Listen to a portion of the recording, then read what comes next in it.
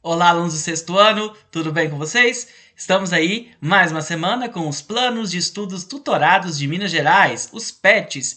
Esse é o PET volume 6 e a semana 1. Então, hoje a gente começa aí mais um volume do PET. Lembrando aí para vocês que a gente tem vídeo aqui no canal todo domingo, seguindo as sequências aí da semana 1 até a semana 4, todo domingo. E no final do vídeo também tem uma playlist com todos os vídeos aí desde o PET 1. Então, se você estiver procurando aí alguma outra atividade que você tem que fazer, que você queira corrigir, é só procurar nos vídeos aí que tem todas as semanas dos PETs. Lembrando também para vocês darem like nesse vídeo, se inscreverem no canal e me seguirem lá no Instagram, beleza? Então, pegue seu caderno e vamos juntos fazer as atividades dessa semana. Essa semana vamos aí direto para as atividades. A gente vai falar aí da passagem do mundo antigo para o mundo medieval. Na atividade número 1, a gente tem aí, ó, observe a charge abaixo e explique como ocorreu a queda do Império Romano. Então, a gente tem uma charge aí, né, de um camponês dirigindo aí, né, uma carroça e tem uma placa. Cuidado, queda do Império Romano a 5 quilômetros. Então, é uma piada aí, né, com a queda do Império Romano, com o final do Império Romano. E tá perguntando, tá pedindo para vocês explicarem por que o Império Romano acabou. Aí eu trouxe para vocês o seguinte, olha só.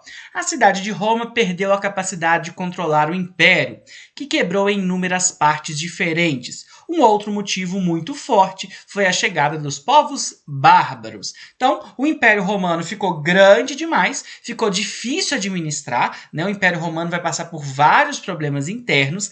Além disso, né, as invasões bárbaras, os povos bárbaros, aqueles que viviam, né, ao redor do Império Romano, fora do Império Romano, vão começar a atacar o Império, vão começar a invadir o Império, e aí o Império Romano vai acabar chegando ao fim e vai se dividir aí em várias partes. Beleza? Vamos aí ao número 2 agora. Como você viu, a expressão bárbaros refere-se aos povos que ocuparam as regiões antes dominadas pelo Império Romano do Ocidente. Embora os romanos os considerassem inferiores, esses povos contribuíram para a formação cultural, política e econômica da Europa Ocidental. E aí a gente tem um desenho, né? A invasão dos bárbaros e um soldado romano aí falando para o povo bárbaro: que bárbaro, seu modelito! E aí a gente tem a pergunta: quem eram os povos, quem eram os bárbaros e como eles influenciaram a queda do Império Romano? Então eu trouxe para vocês aí o seguinte: os romanos chamavam de bárbaros os diversos povos que viviam fora das fronteiras do Império. E eles foram fundamentais para a queda do Império Romano, quando iniciaram a invasão de diversas áreas. Então, para os romanos, todo mundo que vivia fora do Império Romano era chamado de bárbaro, né? E a relação deles com a queda do Império Romano é que eles vão ser os grandes responsáveis pelas invasões do Império Romano. Então, eles vão começar a invadir aí o Império Romano. Beleza? Vamos aí à letra B. Cite algumas contribuições dos povos bárbaros para a formação da Europa Ocidental. Então, foram várias as influências, na língua, na agricultura, na religião, entre outros aspectos.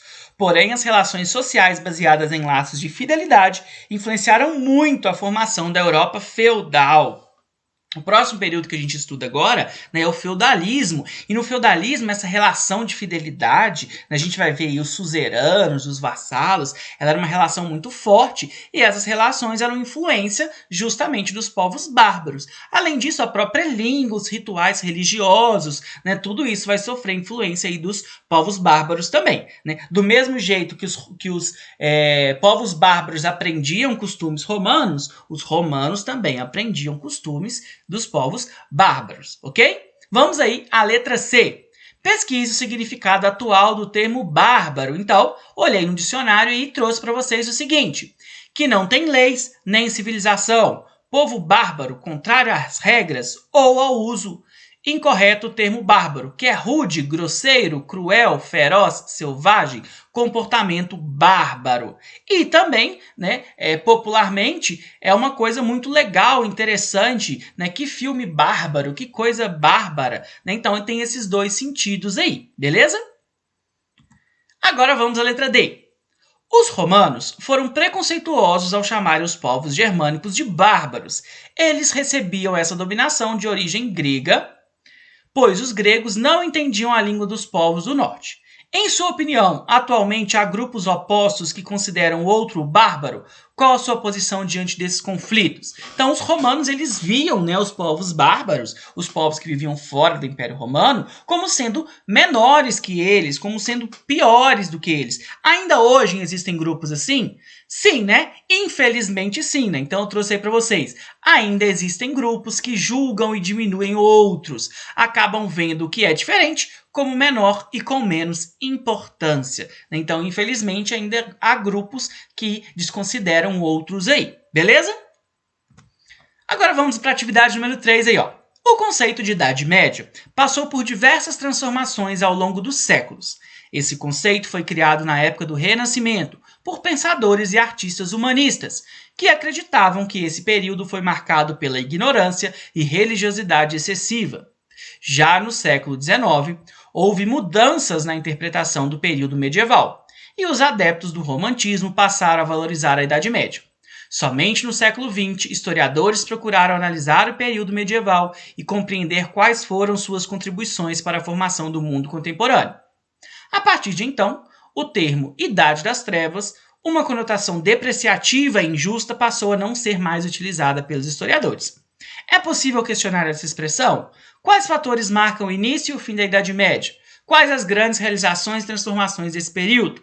Então, pessoal, o que está falando aí nesse texto? Que o período da Idade Média ele vai ser visto por um longo período como a Idade das Trevas. Eles diziam que a Europa não conseguiu fazer nada de positivo, que na Europa não se desenvolveu nada, a cultura não se desenvolveu, a ciência não se desenvolveu nada. Hoje em dia a gente sabe que não é assim, que não foi a Idade das Trevas, que houve muito desenvolvimento de diversas áreas, né? Então, tá perguntando aí quando começa e quando termina a Idade Média e as transformações desse período. Vamos lá, o início da Idade Média. A Idade Média começa com o quê? Ela começa com a queda do Império Romano do Ocidente, em 476 d.C. E o fim da Idade Média? Tomada da capital do Império Bizantino, Constantinopla, pelos turcos otomanos em 1453. Então, início da Idade Média e o final da Idade Média. E quais as influências aí, né? O que surgiu de novo nesse período? Novas técnicas na agricultura, descobertas, invenções e, além disso, fora da Europa, no mundo islâmico, vemos um salto na matemática e outras ciências. Então a gente não pode analisar só a Europa, a gente tem que analisar outros lugares também. Na Europa você teve novas invenções, novas descobertas e fora da Europa também, né, você teve aí no mundo islâmico vários desenvolvimentos de diversas áreas aí. Então, esse termo Idade das Trevas ele não deve ser mais utilizado, ok?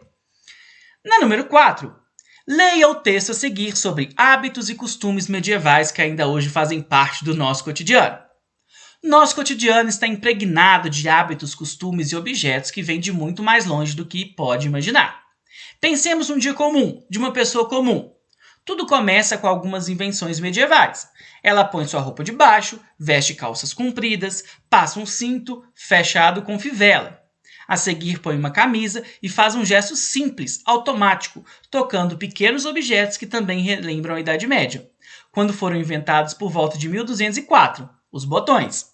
Então, ele põe os óculos, criados em torno de 1285, provavelmente na Itália, e vai verificar sua aparência num espelho de vidro, concepção do século XIII. Por fim, antes de sair, olha para fora através da janela de vidro, outra invenção medieval, de fins do século XIV, para ver como está o tempo. Sentindo fome, a pessoa levanta os olhos e consulta o relógio na parede da sala, limitando o gesto inaugurado pelos medievais. Foram eles que criaram, em fins do século XIII, o mecanismo para medir o passar do tempo, independente da época do ano e das condições climáticas. Sendo hora do almoço, a pessoa vai para casa e para o restaurante e senta-se à mesa. Eis aí outra novidade medieval.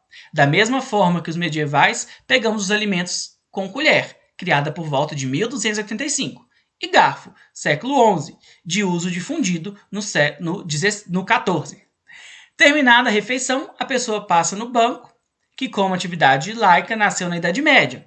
Depois, para autenticar documentos, dirige-se ao cartório, instituição que desde a Alta Idade Média preserva a memória de certos atos jurídicos, escrituras. Fato importante numa época em que pouca gente sabia escrever. Então esse texto, pessoal, ele vai trazer aí várias coisas que os homens medievais já faziam, que hábitos que os homens medievais tinham. Homens medievais, homens que viviam lá no período da Idade Média e que a gente tem aí até hoje. Vamos lá então, letra A. Cite exemplos de alguns objetos inventados durante a Idade Média e que ainda fazem parte do nosso cotidiano. Então eu trouxe aí para vocês alguns exemplos do texto. Óculos, garfo, colher, botões, espelho, todos esses objetos aí fazem parte do nosso cotidiano. Né? Além disso, pessoal, na Idade Média eles desenvolveram várias outras coisas, né?